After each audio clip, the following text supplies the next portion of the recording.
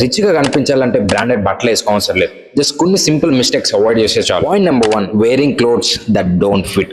మనకి ఫిట్ కాని బట్టలు మనం వేసుకుంటా ఉంటాం. మీ బట్టలు అనేది మరీ లూజ్ గున్నా లేదంటే మరీ టైట్ గున్నా చూడడానికి చాలా స్లోపీ లాగా కనిపిస్తారని. మీ బట్టలు అనేది మీ బాడీ షేప్ తగ్గట్టు కంఫర్టబుల్ గా ఉండాలి. అంతేగాని దాంట్లో మునిగిపోకూడదు, మరీ ఊపిరి ఆడినంత టైట్ గా కూడా ఉండకూడదు అనమాట. Point number 2, dirty or worn out shoes.